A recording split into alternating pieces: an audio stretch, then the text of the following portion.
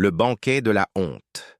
La lumière dorée des chandeliers dansait sur les verres de cristal alignés avec une précision militaire le long de la table en chêne massif. Le château Beaumont, niché au cœur des vignobles vallonnés de la Bourgogne, respirait ce soir-là l'opulence séculaire d'une famille qui avait bâti sa fortune sur la terre et le vin depuis 5 générations. Les murs lambrissés de la salle à manger témoignaient de cette histoire.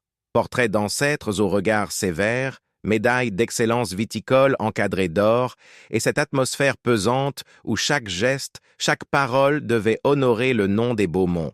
Marguerite Clément, désormais Beaumont depuis 5 années interminables, sentait ses mains trembler imperceptiblement tandis qu'elle portait à ses lèvres un verre de Romanée Conti 2005. Le liquide rubis glissa dans sa gorge sans qu'elle en perçoive vraiment le goût. Comment aurait-elle pu savourer quoi que ce soit alors que tous les regards pesèrent sur elle comme des pierres? La belle-mère, Geneviève Beaumont, trônait à l'autre bout de la table tel un juge silencieux, sa coiffure impeccable argentée reflétant la lumière, ses lèvres pincées dessinant une moue perpétuelle de désapprobation. À sa droite, Édouard, son mari. 42 ans, héritier du domaine, visage taillé dans le marbre de l'arrogance aristocratique. Ses yeux bleus, qu'elle avait trouvés si captivants lors de leur rencontre à Paris, dans cette galerie d'art du Marais, ne la regardaient plus désormais qu'avec une froideur calculée. Ce soir, quelque chose dans son attitude la glaçait davantage encore. Il avait insisté pour ce dîner familial, réunissant ses 2 frères, leurs épouses fécondes accompagnées de leurs enfants bruyants, oncles, tantes, cousins. 24 personnes autour de cette table immense. 24 témoins. Le premier plat venait d'être servi, des escargots de Bourgogne nageant dans leur beurre persillé, lorsqu'Édouard posa bruyamment sa fourchette contre la porcelaine de Limoges. Le tintement résonna comme un coup de gong dans la pièce soudain silencieuse. Les conversations moururent instantanément. Même les enfants cessèrent leur chuchotement. « J'ai une annonce à faire », déclara-t-il d'une voix forte, presque théâtrale. Marguerite sentit son cœur s'arrêter. Elle connaissait ce ton. C'était celui qu'il employait lors des assemblées de vignerons, celui de l'homme qui s'apprêtait à rendre un verdict sans appel. Comme vous le savez tous, cela fait maintenant 5 ans que Marguerite et moi sommes mariés. Il fit une pause calculée, promenant son regard sur chaque visage attentif. 5 années pendant lesquelles j'ai patienté, espéré, prié même, mais il est temps d'accepter l'évidence. Le sang de Marguerite se glaça dans ses veines. Non, il n'allait quand même pas. Marguerite ne peut pas me donner d'héritier. Elle est stérile. Le mot tomba comme une hache. Stérile.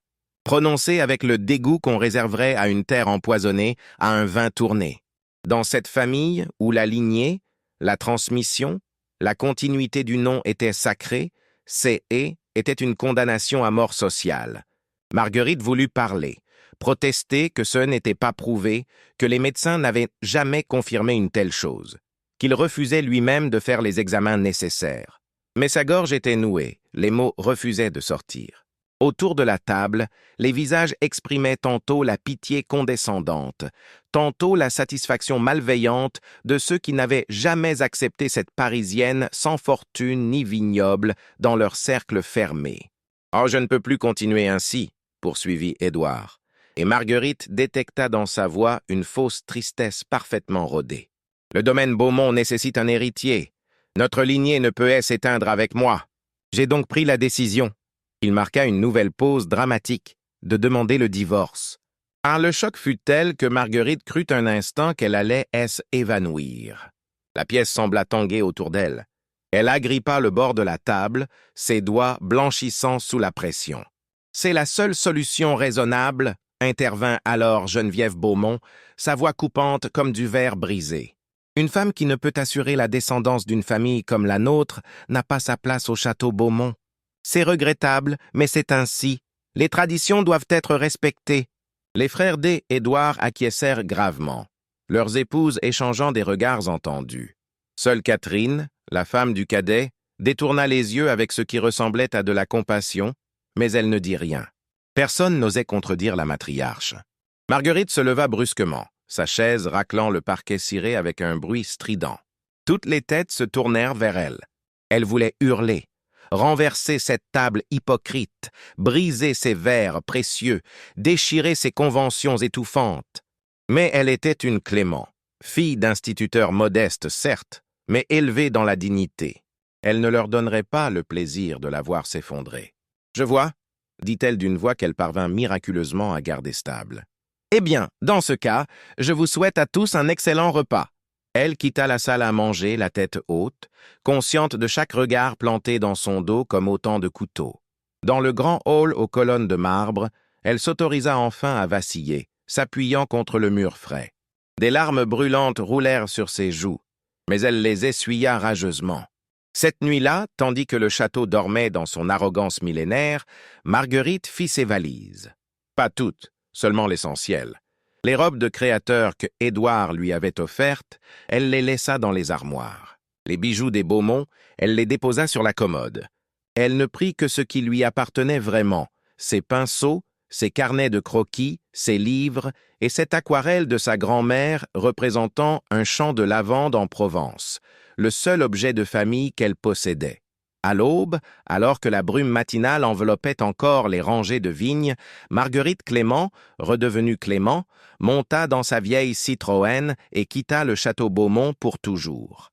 Dans le rétroviseur, la bâtisse imposante rapetissait, jusqu'à être plus qu'un point sombre avalé par la brume.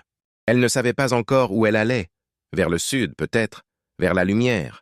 Vers la Provence de son enfance, où sa grand-mère lui racontait que même les pierres sentaient bon la lavande et le romarin. Vers un endroit où son ventre vide de grossesse ne définirait pas sa valeur. Vers un lieu où elle pourrait recommencer, respirer, redevenir elle-même. Alors que le soleil se levait derrière les collines bourguignonnes, Marguerite sentit quelque chose d'étrange naître en elle. Pas de la joie? Pas encore, mais quelque chose de plus primitif, de plus vital. L'instinct de survie, la rage de vivre, la détermination farouche de prouver à tous ces Beaumont avec leurs traditions étouffantes et leurs jugements impitoyables qu'elles valaient bien plus que leur nom, leur château et leur fortune bâtie sur du raisin fermenté. Elle ne le savait pas encore, mais ce matin d'humiliation et de fuite marquait le début de sa véritable histoire. Dans quelques années, elle reviendrait, différente. Plus forte, accompagnée. Et ce jour-là, c'est eux qui baissèrent les yeux. La route départementale serpentait entre les champs de lavande comme un ruban gris jeté sur une toile impressionniste. Marguerite conduisait depuis 8 heures, s'arrêtant seulement pour prendre de l'essence et un café amer dans une station-service anonyme. Ses yeux brûlaient de fatigue et de larmes retenues, mais elle refusait de s'arrêter tant qu'elle n'aurait pas mis assez de distance entre elle et la Bourgogne, entre elle et les Beaumont, entre elle et cette version d'elle-même qu'on avait voulu lui imposer. Le GPS indiquait encore 40 kilomètres avant Roussillon, ce village perché du Luberon dont sa grand-mère Paulette lui parlait toujours avec des étoiles dans les yeux. « C'est là-bas que les ocres sont les plus beaux ?» disait-elle en caressant ses cheveux d'enfant. « Un jour, ma petite Margot, tu verras ces falaises rouges et tu comprendras pourquoi les peintres du monde entier viennent s'y perdre. » Paulette était morte 3 ans plus tôt, emportant avec elle ses histoires provençales et son rire cristallin. Marguerite n'avait même pas pu assister à ses funérailles. Édouard avait jugé que des vendanges importantes nécessitaient sa présence au château. Elle avait obéi, comme toujours. Cette pensée lui serra le cœur avec une violence nouvelle. Combien de fois avait-elle renoncé à elle-même pour plaire aux Beaumont? Le soleil de fin d'après-midi inondait maintenant les collines d'une lumière dorée, presque irréelle. L'air qui entrait par la vitre ouverte sentait le thym sauvage et la pierre chaude. Quelque chose dans cette odeur délia un nœud dans la poitrine de Marguerite. Elle respira profondément, les 2 mains sur le volant, et pour la première fois depuis des années, elle se sentit. « E vivante !» Roussillon apparut enfin au détour d'un virage, village ocre accroché à la colline comme une peinture de Cézanne. Les façades des maisons déclinaient tous les tons de rouge, d'orange et de jaune, de l'abricot pâle au sang séché. Des volets bleus claquaient doucement dans la brise. Sur la petite place ombragée par d'immenses platanes centenaires, des hommes jouaient à la pétanque, tandis que leurs femmes bavardaient sur les bancs de pierre, surveillant d'un œil les enfants qui couraient entre les tables du café. Marguerite gara sa voiture près de l'église et resta un moment immobile, observant cette scène d'une simplicité désarmante. Personne ne la connaissait ici. Personne ne savait qu'elle était, ou plutôt qu'elle avait été, Madame Beaumont. Ici, elle pouvait redevenir simplement Marguerite Clément. « Vous cherchez quelque chose, ma belle ?» Une femme d'une 60aine d'années, tablier fleuri noué sur sa robe d'été, s'était approchée avec un sourire franc. Son visage tanné par le soleil méridional portait les traces d'une vie passée à rire et à travailler en plein air. « Aïe! Je cherche un endroit où loger, » répondit Marguerite, surprise par le tremblement dans sa propre voix. « Pour les vacances? Non, pour plus longtemps. » La femme la détailla d'un regard perçant mais bienveillant, remarquant sans doute les cernes sous ses yeux, la tension dans ses épaules, les valises entassées sur la banquette arrière. « Je m'appelle Léonie Mercier. Je tiens la boulangerie là-bas, » dit-elle en désignant une boutique à la façade jaune paille. « Il se trouve que ma sœur Simone a un petit appartement à louer au-dessus de son atelier de poterie. Rien de luxueux, attention, mais c'est propre, lumineux et avec une vue sur les ocres à couper le souffle. » Marguerite sentit des larmes monter. La gentillesse de cet inconnu après tant de cruauté lui faisait l'effet d'un baume sur une plaie à vif. Ce serait parfait. L'appartement était effectivement modeste. 2 pièces et une minuscule cuisine sous les toits, mais baignée de cette lumière provençale si particulière, dorée et chaude, qui transformait les objets les plus ordinaires en sujets de nature morte. Les poutres apparentes, les tommettes anciennes, la petite terrasse donnant sur les falaises d'ocre, tout cela respirait une authenticité que le château Beaumont, malgré ses siècles d'histoire, n'avait jamais possédée. Simone Mercier, la sœur potière, était une femme aux cheveux gris coupés courts, aux mains couvertes d'argile séchée et au regard vif et intelligent. « Vous fuyez quelque chose ou quelqu'un » demanda-t-elle sans détour, tout en préparant du thé à la menthe dans son atelier rempli de tournesols peints sur céramique. Marguerite hésita, puis quelque chose dans la franchise de cette femme l'incita à la sincérité. « Les deux, peut-être? Un mariage qui s'est terminé hier soir, une famille qui m'a rejeté. Une vie qui n'était pas vraiment la mienne. » Simone hocha la tête comme si elle comprenait parfaitement. « Vous n'êtes pas la première à arriver ici le cœur brisé, ma petite. La Provence a toujours accueilli les âmes en reconstruction. Vous verrez, cette terre a quelque chose de guérisseur, à condition d'accepter de travailler dur. Je n'ai pas peur du travail, » assura Marguerite. « J'ai étudié les beaux-arts à Paris avant tout ça. Je sais peindre, dessiner. Je pourrais peut-être aider dans votre atelier ?» Le visage de Simone S. éclaira. « Ça tombe bien, j'ai justement besoin d'aide pour la saison touristique. Mes mains commencent à fatiguer avec l'arthrite. Et puis, une artiste parisienne, ça donnera du cachet à mes poteries. » Les premières semaines furent un mélange étrange de douleurs lancinantes et de découvertes émerveillées. La nuit, Marguerite se réveillait en sursaut, le cœur battant, revivant la scène du dîner, la voix d'Édouard prononçant le mot « stérile », les regards méprisants. Mais le jour, couverte d'argile dans l'atelier de Simone ou explorant les sentiers des ocres avec son carnet de croquis, elle sentait quelque chose en elle commencer à cicatriser. Le village l'adopta progressivement, à la manière provençale, avec une certaine réserve d'abord, puis avec une chaleur grandissante. Léonie lui apportait chaque matin des croissants encore tièdes. Marcel, le vieux joueur de pétanque, lui apprenait le nom des herbes sauvages. Claudine, l'institutrice à la retraite, l'invita à rejoindre le club de lecture du jeudi soir chez elle, où 6 femmes du village se retrouvaient autour de rosés frais et de discussions passionnées sur Colette, Duras ou les derniers prix Goncourt. C'est lors d'une de ces soirées, 2 mois après son arrivée, que Marguerite se confia vraiment pour la première fois. « J'ai cru que ne pas avoir d'enfant faisait de moi quelqu'un d'incomplet, » avoua-t-elle, le regard perdu dans son verre. « Pendant 5 ans, j'ai porté cette culpabilité comme une pierre.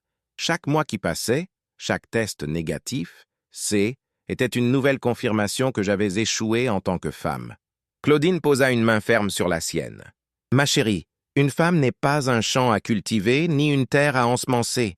Cette mentalité d'un autre temps, ces familles qui croient encore que les femmes existent uniquement pour perpétuer leur nom, c'est de l'archaïsme pur. » Et ma belle-mère répétait sans cesse que le devoir d'une épouse Beaumont était de donner des héritiers au domaine, murmura Marguerite. « Et ton devoir à toi? Qu'est-ce que c'était? Demanda Simone. Ton devoir envers toi-même? Envers tes rêves? Ton art? Marguerite réalisa qu'elle n'avait pas de réponse. Pendant 5 années, elle avait oublié qu'elle en avait un. Les mois passèrent. L'été brûlant céda la place à l'automne doux. Marguerite peignait désormais chaque jour des aquarelles, des ocres, des portraits des villageois, des natures mortes aux marchés provençaux. Son style, longtemps bridé par les conventions académiques, devenait plus libre, plus audacieux. Elle commença à vendre quelques toiles aux touristes. Puis une galerie d'Aix-en-Provence lui proposa une petite exposition collective. Un soir de novembre, alors qu'elle préparait une ratatouille dans sa cuisine minuscule, en écoutant France Inter, son téléphone sonna. Un numéro inconnu. Elle hésita, puis décrocha. Marguerite, la voix d'Édouard. Elle ne l'avait pas entendu depuis son départ, 6 mois plus tôt. « Qu'est-ce que tu veux ?» Sa voix était plus froide qu'elle ne l'aurait cru possible. « J'ai signé les papiers du divorce. Ton avocat devrait les recevoir cette semaine. »« Très bien. » Un silence pesant. « Marguerite, peut-être que nous pourrions discuter. » J'ai réfléchi et « Non !»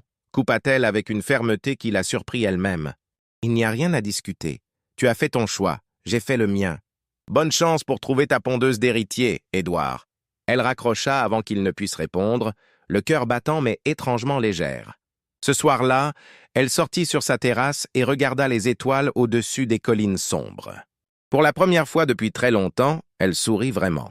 Elle ne savait pas encore que dans quelques années, elle retournerait dans ce monde qui l'avait rejetée. Mais cette fois, ce serait différent. Cette fois, elle aurait tout ce qu'on lui avait dit qu'elle ne pourrait jamais avoir.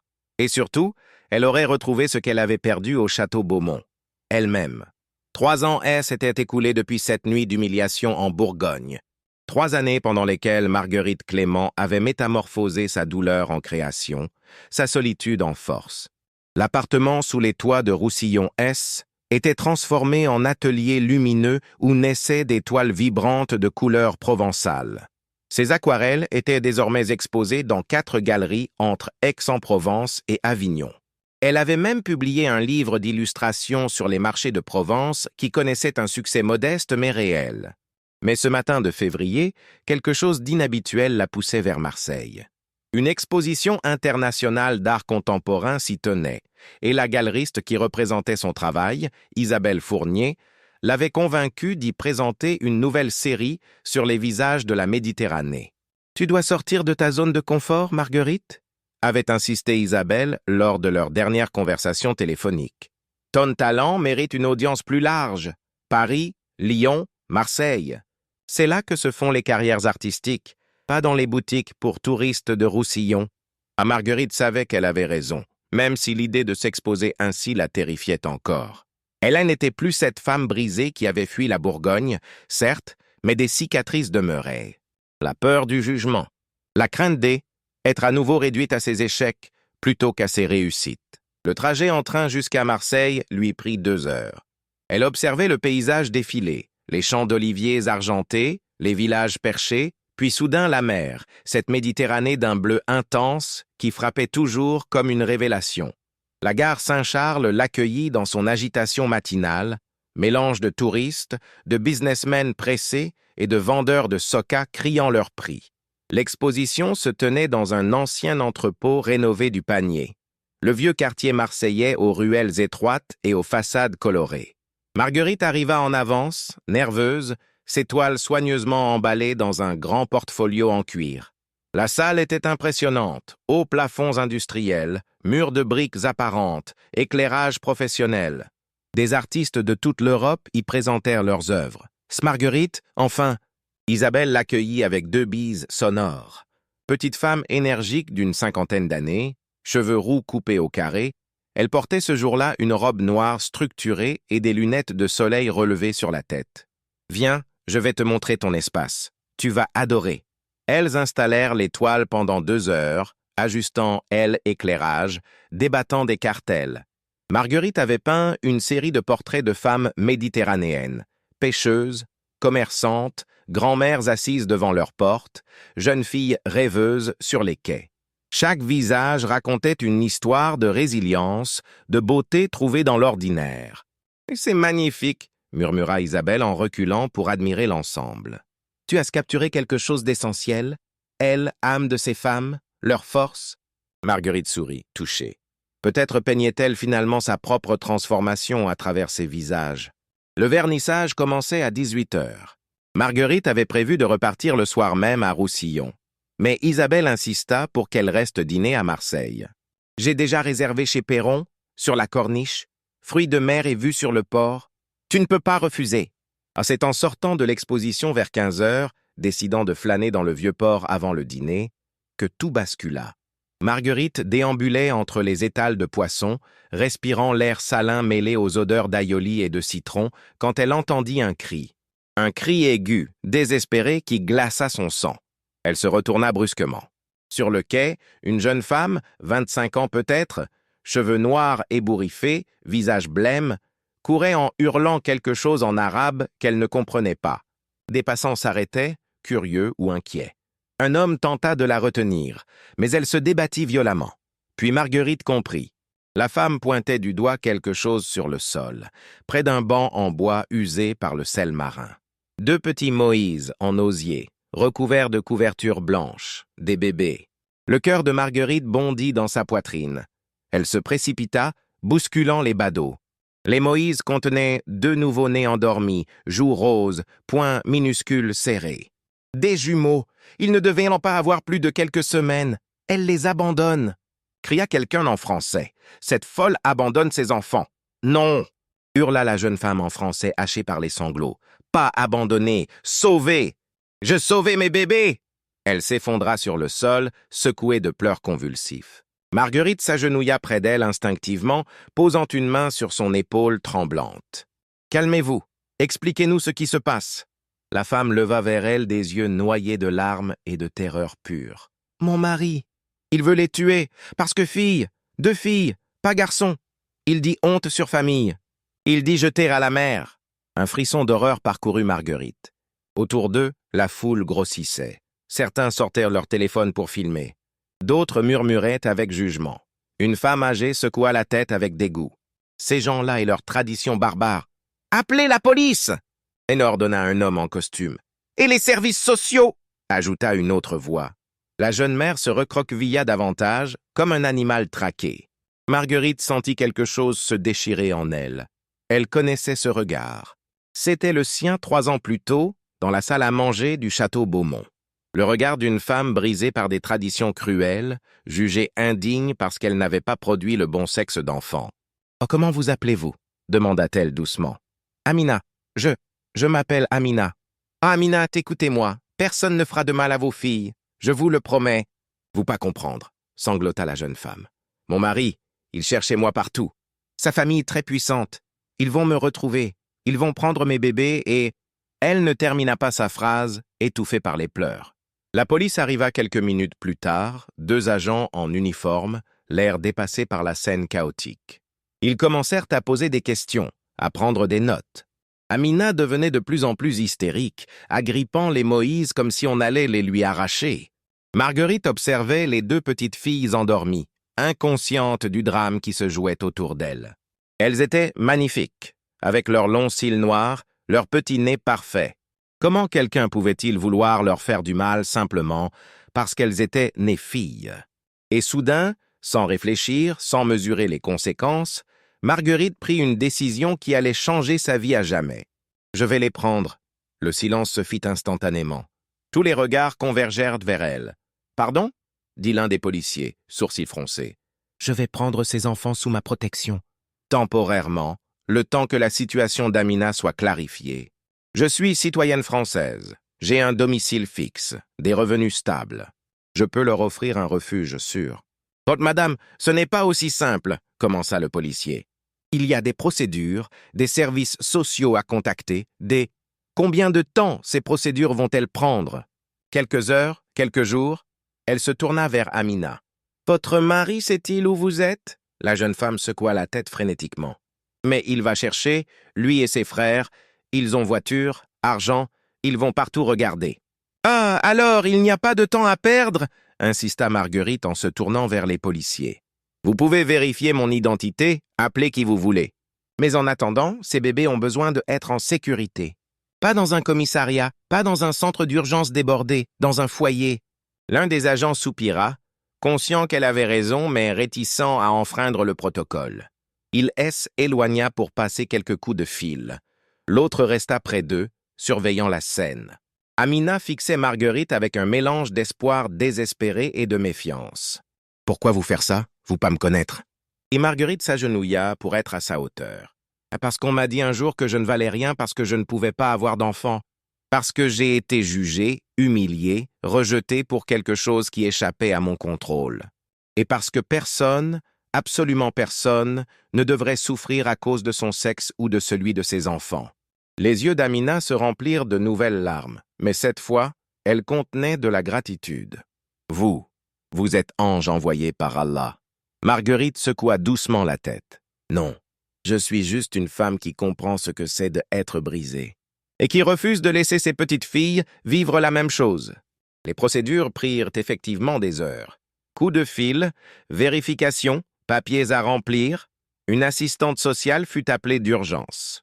On interrogea longuement Amina, qui raconta son histoire entre deux sanglots, le mariage arrangé à 17 ans, le départ forcé de Tunisie pour rejoindre son mari à Marseille, les 2 grossesses successives dont elle avait dissimulé le sexe des bébés jusqu'à l'accouchement, la rage meurtrière de son mari en découvrant qu'il s'agissait de filles.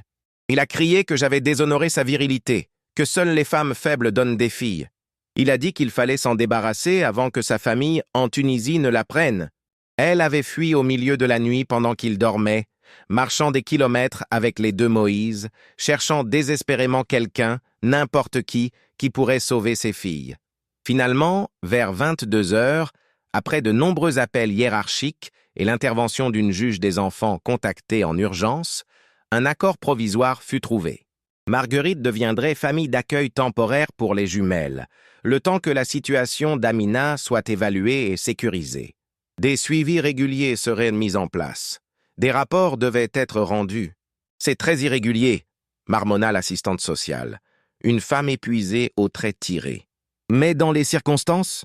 Marguerite signa tous les papiers nécessaires, le cœur battant. Que était-elle en train de faire? Elle qui vivait seule dans un petit appartement, qui avait à peine assez d'argent pour subvenir à ses propres besoins, qui n'avait jamais tenu un bébé de sa vie.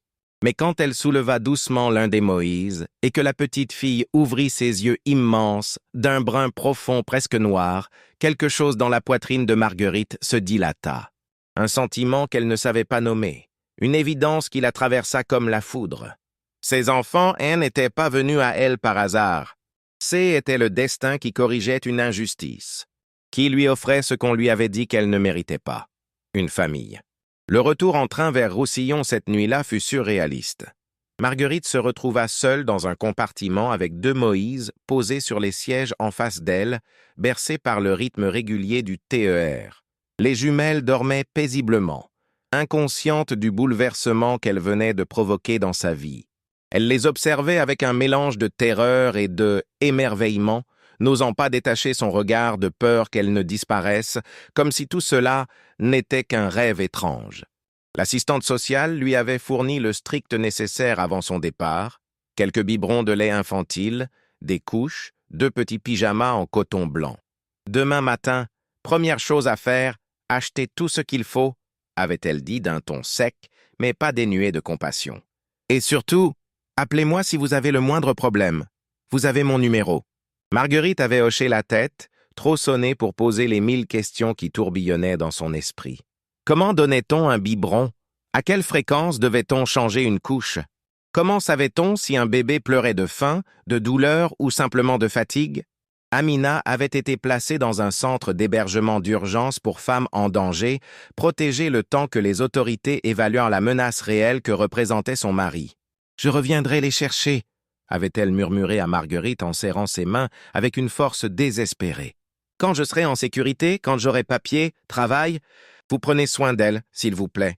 Mais Yasmine et Leïla, Yasmine et Leïla. » Marguerite avait répété ses prénoms doucement, comme une prière. Yasmine, celle qui avait une petite tache de naissance derrière l'oreille gauche.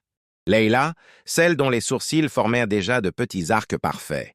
Il était presque minuit quand le taxi la déposa devant l'atelier de Simone.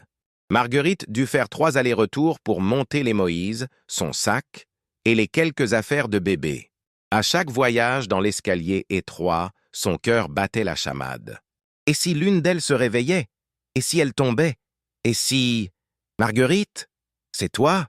La voix de Simone résonna depuis l'atelier du rez-de-chaussée. Un ray de lumière apparut sous sa porte. Elle émergea en robe de chambre, en lin froissé, les cheveux en bataille, et s'immobilisa net en découvrant Marguerite avec les 2 Moïse. Par tous les saints de Provence, qu'est-ce que... Ah, c'est une longue histoire, souffla Marguerite, soudain submergée par elle épuisement et elle émotion. Simone, j'ai fait quelque chose de complètement fou. Et là, dans la cage d'escalier, éclairée par une ampoule nue qui grésillait, elle raconta tout. Marseille, le vieux port, Amina, la décision impulsive qui avait changé sa vie en quelques heures. Simone, elle, écouta sans l'interrompre, son visage passant par toutes les nuances de l'incrédulité, de l'inquiétude, puis finalement de quelque chose qui ressemblait à de l'admiration. « Tu es complètement inconsciente, dit-elle enfin. Ou alors la femme la plus courageuse que je connaisse. Peut-être les deux. Ça, je ne sais pas ce que j'ai fait, Simone. Je n'y connais rien aux bébés. Je vis seule dans 2 pièces. J'ai à peine de quoi subvenir à mes propres besoins et maintenant. Oh, maintenant tu as 2 petites bouches à nourrir, termina Simone avec un sourire étrange. Monte-les. Demain matin, on s'organise. Tu n'es pas seule, Marguerite. Pas dans ce village. Elle avait raison. Dès l'aube, beaucoup trop tôt, réveillée par les pleurs affamés de Yasmine, Marguerite découvrit ce que signifiait vraiment être membre d'une communauté. Avant même qu'elle n'ait fini de donner le biberon maladroitement, tenant le bébé comme un objet fragile qui risquait de se briser, Léonie frappa à sa porte avec une corbeille remplie de croissants et de pain frais. « Simone m'a raconté. Alors comme ça, tu es maman maintenant ?»« Et famille d'accueil temporaire », corrigea Marguerite, mais le mot « maman » avait déclenché quelque chose d'étrange dans sa poitrine. Un mélange de panique et d'une joie si intense qu'elle en était presque douloureuse. Temporaire ou pas, ces petites ont besoin de tout. J'ai encore les affaires de mes petits-enfants dans le grenier. Je reviens dans 1 heure. Elle revint avec Marcel, le joueur de pétanque, qui portait un berceau en bois ciré, 2 landaux vintage mais parfaitement fonctionnels, et des cartons remplis de vêtements de bébé soigneusement pliés. Claudine arriva avec une pile de livres sur la puériculture et l'adresse de la meilleure pédiatre de la région. Une autre voisine, Josette, apporta des jouets en bois artisanaux que son mari menuisier fabriquait. « Pour plus tard, quand elles seront plus grandes », dit-elle avec un clin d'œil. En fin d'après-midi, l'appartement de Marguerite avait été transformé. L'atelier improvisé dans un coin de sa chambre avait dû céder la place à un véritable espace nurserie. Les toiles en cours étaient empilées contre le mur, le chevalet démonté. À sa place, 2 berceaux identiques, une commode remplie de couches et de bavoirs, une petite baignoire en plastique. Marguerite contemplait ce changement avec des émotions contradictoires. D'un côté, son art, sa raison d'être depuis 3 ans, était relégué au second plan. De l'autre, elle tenait Leïla contre son épaule, sentant le poids minuscule et chaud de ce petit corps qui lui faisait confiance, et rien d'autre ne semblait avoir d'importance. Les premières semaines furent un chaos magnifique et épuisant. Marguerite apprit par tâtonnement, par erreur, par nuits blanches interminables. Elle apprit à distinguer les différents types de pleurs, la faim, l'inconfort, la fatigue, la douleur. Elle apprit à changer des couches à une vitesse record, à préparer des biberons à la température exacte, à bercer 2 bébés simultanément quand elle pleurait en même temps. Simone devint sa bouée de sauvetage, gardant les jumelles quelques heures quand Marguerite devait dormir ou se rendre à des rendez-vous avec l'assistante sociale. Léonie lui apportait chaque jour des plats préparés, ratatouille, daube provençale, soupe au pistou. Parce qu'une mère qui ne mange pas correctement ne peut pas s'occuper de ses enfants. « Ce ne sont pas vraiment mes enfants », protestait faiblement Marguerite à chaque fois. Mais Léonie se contentait de hausser les épaules avec ce pragmatisme provençal imparable. « L'amour ne se mesure pas au sang, ma belle. Il se mesure aux nuits blanches, aux inquiétudes, aux sacrifices. Et toi, tu fais tout ça. Alors appelle ça comme tu veux, mais pour moi, tu es leur mère. » 2 mois passèrent.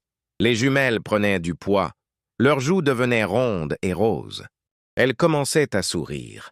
Ces sourires édentés et radieux qui faisaient fondre le cœur de Marguerite à chaque fois. Yasmine était plus calme, observatrice, ses grands yeux suivant chaque mouvement avec une intensité surprenante. Leïla était plus énergique, agitant ses petits poings avec détermination, protestant bruyamment quand quelque chose lui déplaisait. Marguerite les emmenait partout, au marché dans la double poussette que Marcel avait restaurée, aux promenades dans les sentiers des Ocres, où les villageois s'arrêtaient pour admirer les petites de Marguerite, même à l'atelier de Simone, où elles dormaient dans leur Moïse pendant qu'elle peignait quelques heures par semaine. Car oui, elle avait recommencé à peindre, pas autant qu'avant, mais autrement. Ces nouvelles toiles capturaient des moments de maternité, des femmes berçant des enfants, des mains tenant de petits pieds, des profils de bébés endormis dans la lumière dorée provençale. Son travail gagnait en profondeur, en émotion brute. Isabelle, sa galeriste, était venue lui rendre visite un dimanche après-midi. « Mon Dieu, Marguerite, qu'est-ce qui t'est arrivé ?»« La vie », avait répondu simplement Marguerite en lui servant du thé à la menthe pendant que les jumelles gazouillaient dans leur transat. « Ces nouvelles toiles, elles sont extraordinaires, différentes, plus viscérales. » Isabelle l'observa attentivement. « La maternité te transforme. »« Ah, ce n'est que temporaire, » rappela Marguerite, mais sa voix manquait de conviction. La réalité, c'est qu'elle ne pouvait plus imaginer sa vie sans Yasmine et Leïla. Chaque matin, quand elle se réveillait avec leur gazouillement, chaque soir, quand elle les bordait en leur chantant des berceuses que sa grand-mère lui chantait autrefois, chaque moment passé à les voir découvrir le monde avec émerveillement, tout cela avait tissé des liens si profonds qu'elle ne savait plus où elle finissait et où elle commençait. Mais un appel téléphonique, 3 mois après leur arrivée, vint rappeler que rien était acquis. « Madame Clément, ici, Madame Rossi, l'assistante sociale. J'ai des nouvelles concernant Amina. » Le cœur de Marguerite s'arrêta. « Elle va bien ?»« Oui. Elle a obtenu une ordonnance de protection contre son mari, qui a été expulsé vers la Tunisie. Elle suit également une formation professionnelle et a trouvé un logement social. Elle souhaite récupérer ses filles. » Les mots tombèrent comme des pierres. Marguerite s'assit lourdement, regardant Yasmine et Leïla jouer sur leur tapis d'éveil, inconsciente que leur monde, son monde, était sur le point de s'effondrer. Quand? Sa voix n'était qu'un murmure. Dans 6 semaines environ. Le temps qu'elle finalise son installation et que nous fassions les évaluations nécessaires. Je suis désolé, Madame Clément. Je sais que vous vous êtes attachée, mais était toujours l'objectif. Réunir cette mère avec ses enfants. Après avoir raccroché, Marguerite resta immobile pendant de longues minutes, fixant le vide. Puis elle se leva, prit Yasmine dans ses bras, puis Leïla, les serrant contre elle comme si elle pouvait les empêcher de partir par la seule force de son amour. « Je ne peux pas vous perdre, » murmura-t-elle dans leurs cheveux soyeux. « Je ne peux pas. » Mais elle savait qu'elle n'avait pas le choix. Ses enfants n'étaient pas les siens. Ils avaient une mère qui les aimait, qui avait tout risqué pour les sauver. Pourtant, une partie d'elle se rebellait. Une partie d'elle refusait d'accepter que le destin lui arrache à nouveau ce qu'elle avait trouvé. Cette fois, elle ne fuirait pas. Cette fois, elle se battrait. Mais comment? Et contre quoi exactement? Le choix d'une mère. Les 6 semaines qui suivirent furent les plus déchirantes de la vie de Marguerite. Chaque moment avec Yasmine et Leïla était teinté d'une mélancolie anticipée, comme si elle regardait déjà des souvenirs en train de se former. Elle prenait des photos constamment, leur premier rire aux éclats, leurs tentatives maladroites pour attraper leurs pieds, la façon dont Yasmine suçait son pouce en dormant, comment Leïla fronçait les sourcils exactement comme Marguerite quand quelque chose la contrariait. « Tu te fais du mal », lui dit doucement Simone un soir, alors qu'elle buvait du pastis sur la terrasse pendant que les jumelles dormaient. « Tu t'attaches de plus en plus alors que tu sais qu'elles vont partir. »« Je sais. » Marguerite fixa l'horizon où le soleil couchant embrasait les falaises d'ocre. « Ah, mais comment faire autrement? Comment donner moins d'amour sachant que le temps est compté? Ce serait les punir pour quelque chose qui n'est pas leur faute. »« Ce n'est la faute de personne, » répondit Simone. « Amina est leur mère biologique. Elle les aime. Elle a risqué sa vie pour elles. Tu ne peux pas lui reprocher de vouloir les récupérer. »« Que je ne lui reproche rien, » murmura Marguerite. la gorge serrée. « C'est juste que, pendant 3 mois, j'ai été leur mère. Moi. Pas de façon temporaire ou conditionnelle. J'ai été celle qui les consolait la nuit, qui chantait pour les endormir, qui les regardait grandir heure par heure. Et maintenant, on me demande de les rendre comme si elles étaient des objets prêtés. » Simone posa une main sur son épaule. « Tu savais que c'était temporaire dès le début. Savoir quelque chose ici, » Marguerite tapota sa tempe, « et le savoir ici, » elle pressa sa main contre son cœur, « ce sont 2 choses complètement différentes. » L'assistante sociale avait organisé une rencontre entre Amina et les jumelles dans un centre spécialisé de Marseille. Marguerite s'y rendit avec l'estomac noué, les filles soigneusement habillées dans les petites robes provençales à fleurs que Léonie leur avait cousues. Amina était méconnaissable. La femme hystérique et terrifiée du vieux port avait laissé place à quelqu'un de plus calme, plus posé, mais avec une tristesse profonde gravée dans chaque trait de son visage. Ses cheveux étaient attachés en un chignon strict. Elle portait un jean et un pull simple mais propre. Quand elle vit les jumelles, son visage s'illumina et se décomposa simultanément. « Mes bébés » murmura-t-elle, les larmes coulant instantanément. « Mais Yasmine, ma Leïla » Elle s'approcha lentement, comme si elle craignait qu'elle ne disparaisse si elle bougeait trop vite. Marguerite lui tendit Yasmine, le cœur battant douloureusement. Le bébé regarda cette femme inconnue avec curiosité, puis son visage se froissa et elle se mit à pleurer, tendant les bras vers Marguerite. Ce fut comme un coup de couteau. « Elle ne me reconnaît pas, » dit Amina d'une voix brisée. « Ma propre fille ne me reconnaît pas. Elle était trop petite quand vous les avez confiées, » expliqua doucement la psychologue présente pour superviser la rencontre. « C'est normal, il faudra du temps pour recréer le lien. » Mais dans les yeux d'Amina, Marguerite vit quelque chose de dévastateur. La culpabilité. Le sentiment d'avoir perdu 3 mois irremplaçables de la vie de ses enfants. Les premiers sourires, les premières nuits complètes, les premiers gazouillements, tout cela, Amina l'avait manqué. La séance dura 1 heure. Amina tenta de jouer avec les jumelles, de leur parler en arabe et en français, mais elle restait méfiante, se tournant constamment vers Marguerite pour être rassurée. Quand vint le moment de partir, Leïla s'accrocha au cou de Marguerite avec une force surprenante pour un bébé de 4 mois, pleurant à fendre l'âme. Dans la voiture du retour, Marguerite conduisit en larmes, les sanglots des jumelles résonnant encore dans ses oreilles. Elle avait mal partout, dans la poitrine, dans le ventre, dans chaque fibre de son être. Ce soir-là, après avoir enfin réussi à endormir les filles, épuisée par l'émotion, elle appela Isabelle, sa galeriste. « J'ai besoin de travailler. Beaucoup. N'importe quoi. Des commandes, des illustrations, tout ce que tu as. Marguerite, tu es sûre? Avec les petites, justement. J'ai besoin d'argent, beaucoup d'argent, et vite. » Oh, il y eut un silence à l'autre bout du fil. « Tu prépares quelque chose, n'est-ce pas? » « Ah, je ne sais pas encore quoi exactement, mais je refuse d'abandonner sans me battre. » Les jours suivants, Marguerite travailla comme une possédée. Elle peignait la nuit quand les jumelles dormaient, acceptait toutes les commandes qu'Isabelle lui trouvait, illustrations pour des magazines, portraits à la demande, même des décorations murales pour des restaurants d'Avignon. Elle dormait 4 heures par nuit maximum, survivant au café et à l'adrénaline pure. Simone et Léonie s'occupèrent des filles pendant ces heures de travail les plus intenses. Claudine organisait une collecte dans le village. Pour aider Marguerite dans cette période difficile, disait-elle vaguement, sans préciser qu'il s'agissait d'un fonds pour un avocat. Car oui, Marguerite avait consulté un avocat à Avignon.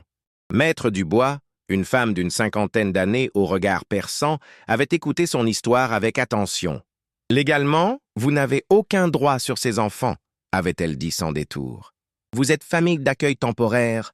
La mère biologique veut récupérer ses filles et elle en a parfaitement le droit. Les services sociaux ont évalué sa situation comme stable. »« Bah, il doit bien y avoir quelque chose, » avait insisté Marguerite. « Une procédure, une possibilité. La seule option serait qu'Amina accepte de vous confier légalement les enfants. Adoption, tutelle ou même arrangement de garde partagée. Mais cela doit venir d'elle. Vous ne pouvez pas le lui imposer. » Marguerite était sortie de ce rendez-vous le cœur lourd mais avec une idée folle, risquée, qui demandait un courage qu'elle ne savait pas si elle possédait. Elle demanda une nouvelle rencontre avec Amina, cette fois en privé, sans supervision officielle. Elles se retrouvèrent dans un petit café près de la gare de Marseille. Amina arriva avec 15 minutes d'avance, nerveuse, tripotant une serviette en papier. « Vous voulez me parler de quoi ?» demanda-t-elle dès que Marguerite s'assit. Marguerite prit une profonde inspiration. « Je veux vous proposer quelque chose. » Quelque chose qui pourrait sembler fou, mais... Écoutez-moi jusqu'au bout, s'il vous plaît. Elle raconta alors tout. Sa propre histoire, le mariage avec Édouard, l'humiliation, la stérilité supposée, la fuite en Provence. Comment trouver Yasmine et Leïla avait été comme recevoir un cadeau du destin après des années de douleur. Comment ces 3 mois avaient transformé sa vie, lui avaient donné un but, un amour qu'elle n'avait jamais connu. « Je ne veux pas vous voler vos filles, » dit-elle, la voix tremblante mais déterminée. « Ce sont vos enfants. Vous les avez mises au monde, vous avez risqué votre vie pour les sauver. Mais regardez les faits. Vous êtes seul, sans famille ici, avec un emploi précaire et un logement social minuscule. Élever des jumelles dans ces conditions va être épuisant. « Oh, vous pensez je ne peux pas m'occuper d'elles ?» La voix d'Amina durcit. « Non. Au contraire, je pense que vous les aimez plus que tout, mais je vous propose un arrangement. Vivez avec nous, à Roussillon. J'ai de la place maintenant, j'ai loué l'appartement d'à côté que Simone n'utilisait plus. Vous auriez votre propre espace, mais nous serions ensemble. Nous pourrions élever les filles, ensemble, comme une famille élargie. Vous restez leur mère, mais je pourrais être comme une tante, une seconde maman. Et vous auriez du soutien, une communauté qui vous accepte. » Amina la regardait comme si elle avait perdu la tête. « Pourquoi vous faire ça? Personne fait ça. Parce que j'aime ces petites filles, comme si elles étaient miennes. Parce que vous méritez de vivre sans peur, sans avoir à tout affronter seul. Parce que peut-être que les familles peuvent se construire autrement qu'avec du sang. Peut-être qu'elles se construisent avec de l'amour et du choix. Le silence étira entre elles, lourd de possibilités et d'incertitudes. Une serveuse passa, remplit leur tasse de café. Dehors, la vie marseillaise continuait, voitures klaxonnant, gens pressés, vendeurs de journaux criant les gros titres. « Je dois réfléchir, » dit finalement Amina. « C'est beaucoup. Je comprends. Prenez tout le temps nécessaire. » Mais alors qu'Amina se levait pour partir, elle se retourna. « Marguerite, merci, pour avoir sauvé mes filles, pour les avoir aimées quand moi je ne pouvais pas être là. Quoi que je décide, merci. » Cette nuit-là, Marguerite ne dormit pas du tout. Elle resta sur sa terrasse, regardant les étoiles au-dessus des collines endormies, Yasmine endormie contre son épaule, Leïla dans son berceau à côté d'elle. Elle avait fait tout ce qu'elle pouvait. Désormais, il ne restait plus qu'à attendre, et prier que l'amour sous toutes ses formes soit plus fort que les conventions, les lois et la peur. Le retour triomphant, 5 ans plus tard. La galerie Montaigne, située dans le 8e arrondissement de Paris, brillait de 1000 feux ce soir de vernissage. Des serveurs en livrée circulaient avec des plateaux de champagne, Veuve Clicquot, et de petits canapés raffinés. Le tout Paris artistique était déplacé. Critiques d'art du Figaro et de Libération, collectionneurs fortunés, directeurs de musées, quelques célébrités en quête de culture et de visibilité. Les flashs des photographes crépitaient près de l'entrée, capturant chaque arrivée notable. Mais ce soir, tous les regards convergèrent vers une seule personne, Marguerite Clément. Elle avait 38 ans maintenant, et le temps l'avait transformée d'une manière spectaculaire. Ses cheveux châtains, autrefois ternes et tirés en arrière par habitude plus que par choix, tombaient maintenant en vagues brillantes sur ses épaules. Elle portait une robe fluide, couleur émeraude, qui épousait subtilement sa silhouette élancée. Pas provocante, mais assurément élégante. Son visage avait perdu cette expression de femme traquée qu'elle arborait au château Beaumont. À la place rayonnait une confiance tranquille, la sérénité de quelqu'un qui avait traversé l'enfer et en était ressorti forgé dans l'acier et l'or. Mais ce haine n'était pas elle seule qui captivait l'attention. À ses côtés, tenant chacune une de ses mains, se tenaient 2 fillettes de 5 ans absolument magnifiques. Yasmine et Leïla, vêtues de robes jumelles en lin blanc brodées de motifs provençaux, leurs cheveux noirs brillants, tressés avec des rubans assortis. Elles avaient hérité des yeux sombres et profonds de leur mère biologique, mais dans leur sourire confiant et leur port de tête, on reconnaissait l'influence de Marguerite. « Maman, Il y a tellement de monde, murmura Yasmine, impressionnée mais pas effrayée. C'est parce que tes peintures sont les plus belles de Paris, répondit Leila avec cette assurance déjà affirmée qui la caractérisait. Marguerite sourit, serrant doucement leurs petites mains. Ce sont nos peintures, mes amours. Vous en êtes l'inspiration. Car, effectivement, l'exposition qui se tenait ce soir dans l'une des galeries les plus prestigieuses de Paris s'intitulait « Maternité méditerranéenne », une collection de 40 toiles monumentales explorant les différentes facettes de la maternité à travers les cultures du pourtour méditerranéen. Des femmes françaises, italiennes, espagnoles, tunisiennes, algériennes, grecques, toutes unies par ce lien universel et complexe entre mères et enfants. La critique spécialisée parlait déjà d'un chef-d'œuvre contemporain, de puissance émotionnelle rare, d'une artiste majeure de sa génération.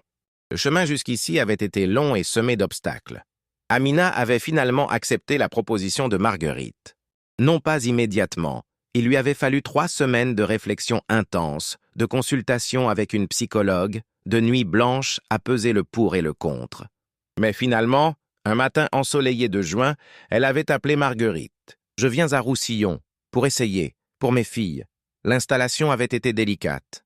2 femmes que tout séparait. Culture, langue maternelle, éducation, histoire, tentant de construire quelque chose qui n'avait pas de nom dans aucun dictionnaire. Pas vraiment une coparentalité au sens classique, pas vraiment une famille nucléaire. Plutôt une constellation relationnelle bâtie sur l'amour pour 2 petites filles et le respect mutuel de 2 femmes brisées qui refusaient de rester à terre. Les premiers mois avaient été compliqués. Yasmine et Leila, perturbées par ces changements, pleuraient souvent. Amina luttait avec la culpabilité et la jalousie quand les filles couraient vers Marguerite plutôt que vers elle. Marguerite devait constamment se rappeler de faire de la place, de ne pas monopoliser, de partager ce rôle maternel qu'elle avait brièvement cru exclusivement sien. Mais lentement, patiemment, avec l'aide de la communauté roussillonnaise qui les avait adoptées toutes, quelque chose de beau avait émergé.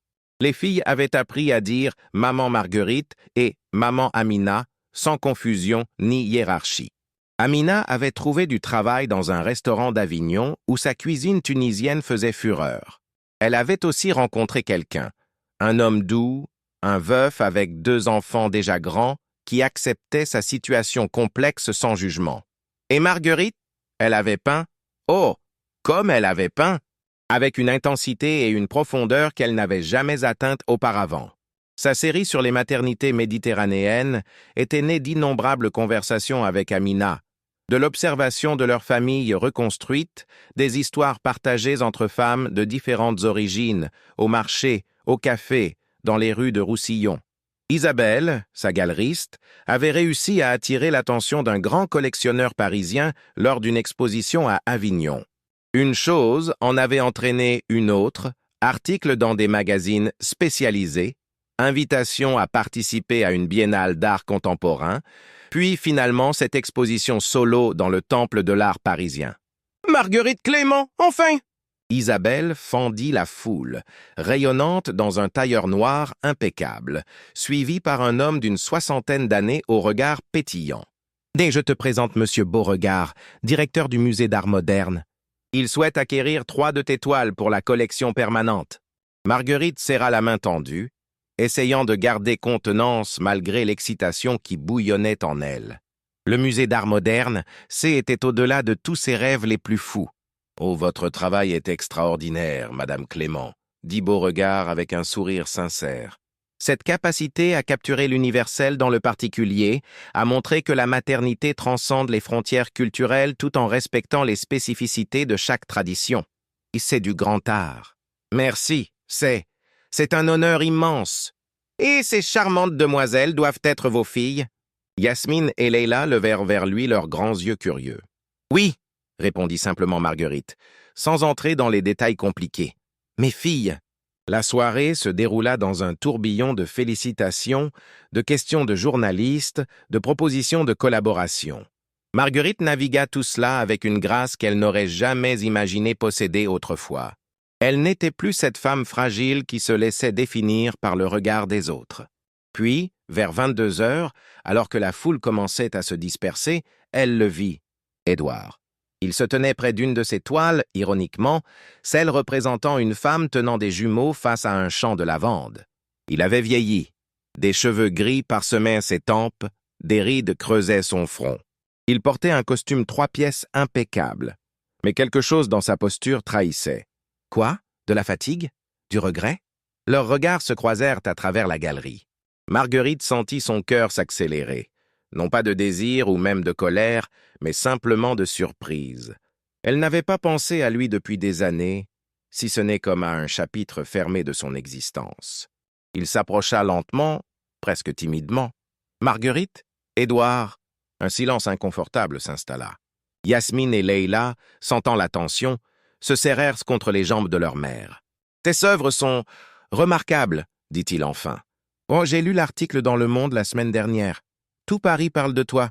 Merci. » Il regarda les fillettes, et quelque chose passa dans ses yeux. De la surprise, de la douleur. Ce sont tes filles? Oui, mais je croyais que tu ne pouvais pas, que nous ne pouvions pas. Marguerite sentit une vieille colère refaire surface, mais elle la maîtrisa. Elle ne lui devait aucune explication. Pourtant, pour clore définitivement ce chapitre, elle décida de parler. Il s'est avéré que le problème N n'était pas moi, Édouard. Tu n'as jamais voulu faire les tests nécessaires, tu te souviens? Trop fier pour admettre que peut-être, juste peut-être, la défaillance ne venait pas de ton épouse, mais de toi. Il pâlit. J'ai fait des examens après notre divorce.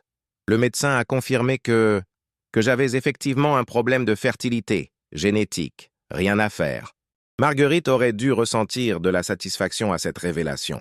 Pendant des années, elle aurait tué pour entendre ces mots, pour que sa culpabilité soit enfin levée. Mais maintenant, cela n'avait plus aucune importance. « J'ai épousé quelqu'un d'autre ?» continua Édouard, les mots se bousculant comme s'il avait besoin de tout dire rapidement. « Une femme de bonne famille bourguignonne. Ma mère l'adorait. Nous avons essayé pendant 3 ans d'avoir un enfant. Sans succès, évidemment.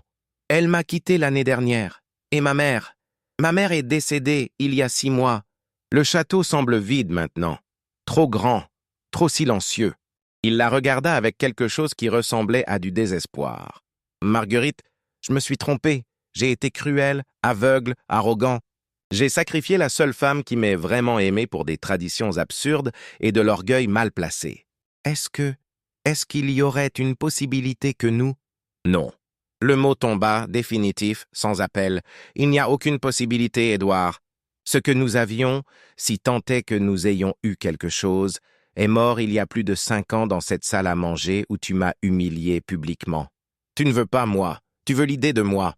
L'idée d'une famille que tu as détruite par ta propre faute. Mais tes filles, elles auraient un père, une stabilité, le château. Mes filles ont tout ce dont elles ont besoin. 2 mères qui les aiment inconditionnellement, une communauté qui les soutient et une enfance remplie d'art, de beauté et de liberté. Ton château, ton nom, ta fortune, tout cela ne vaut rien comparé à ce que nous avons construit. Édouard sembla se décomposer sous ses yeux. Pour la première fois de sa vie, Marguerite le vit vraiment, non pas comme le puissant héritier Beaumont, mais comme un homme brisé par ses propres choix, seul dans sa forteresse de pierre et de traditions obsolètes. « Je suis désolé, » murmura-t-il, « pour tout, je sais, et je te pardonne, Édouard. Non pas pour toi, mais pour moi, pour pouvoir enfin tourner complètement la page. » Elle prit les mains de ses filles. « Viens, mes chéris. Maman Amina nous attend au restaurant. Elle nous a promis son meilleur couscous pour fêter cette soirée. » Alors qu'elle se dirigeait vers la sortie, Yasmine se retourna vers Édouard. « Pourquoi le monsieur est triste, maman Marguerite ?»« Parce qu'il a appris trop tard que l'amour et la famille ne se mesurent pas en argent ou en tradition, mon cœur. Mais c'est une leçon que vous n'aurez jamais besoin d'apprendre. » Dehors, Paris scintillait dans la nuit de mai. Les Champs-Élysées illuminés, la tour Eiffel qui clignotait à l'horizon, le brouhaha des terrasses de café bondées. Marguerite inspira profondément l'air de la capitale, tenant ses 2 filles par la main.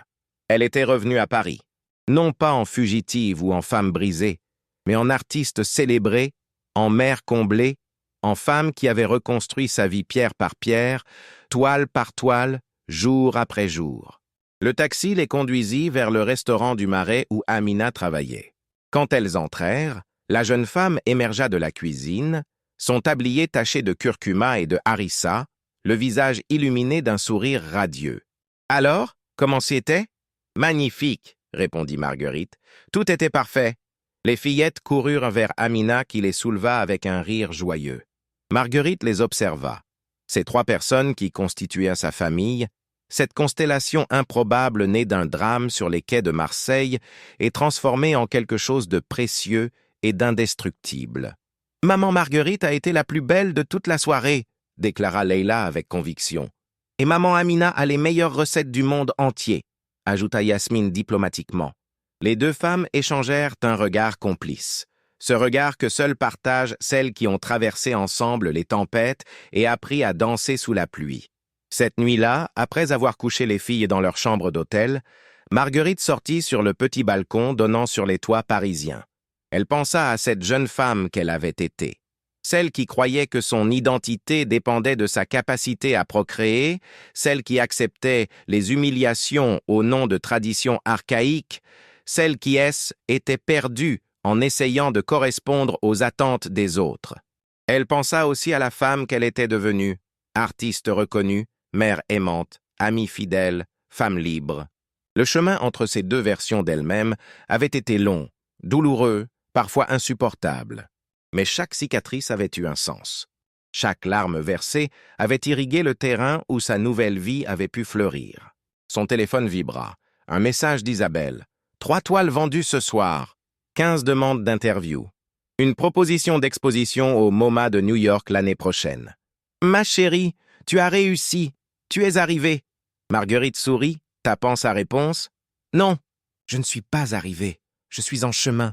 Et c'est exactement là que je veux être. » Car elle avait compris la leçon la plus importante de toutes. Le succès, le bonheur, l'accomplissement ne sont pas des destinations mais des voyages. Des choix quotidiens de se relever, de créer, d'aimer, de pardonner, de grandir. Quelque part en Bourgogne, Édouard Beaumont dormait seul dans son château silencieux, hanté par les fantômes de ce qu'il avait détruit. Mais ici, à Paris, Marguerite Clément regardait les étoiles au-dessus de la ville lumière, entourée de l'amour qu'elle avait choisi et construit, et elle se sentait enfin, pleinement, magnifiquement. Bonsoir entière. Épilogue. 2 ans plus tard, Maternité méditerranéenne fit effectivement le tour du monde. New York, Londres, Tokyo, Sydney. Marguerite devint une figure incontournable de l'art contemporain, mais elle garda toujours son atelier à Roussillon, refusant de céder aux sirènes parisiennes. Amina ouvrit son propre restaurant à Avignon et épousa Marc, le veuf aux enfants grands. Yasmine et Leila grandirent entre 2 cultures, 3 langues et une quantité infinie d'amour. Et parfois, lors des soirées d'été sur la terrasse face aux ocres rougissants, quand toute la famille élargie se réunissait, Simone et Léonie, Claudine et Marcel, Marc et ses enfants, Amina et Marguerite et les jumelles, quelqu'un levait son verre et proposait un toast. À l'amour qui choisit plutôt qu'à l'amour qui oblige. À la famille qu'on se construit plutôt qu'à celle qu'on subit. T'as la liberté d'écrire sa propre histoire. Et dans ces moments-là, sous les étoiles provençales, avec le chant des cigales en fond sonore et le parfum de la lavande dans l'air, Marguerite se disait que oui, finalement, elle avait eu raison de croire en la possibilité des miracles. Non pas les miracles qui tombent du ciel, mais ceux qu'on construit soi-même, jour après jour, avec du courage, de l'amour et la conviction inébranlable que chaque femme mérite de définir elle-même ce qui fait sa valeur. Fin.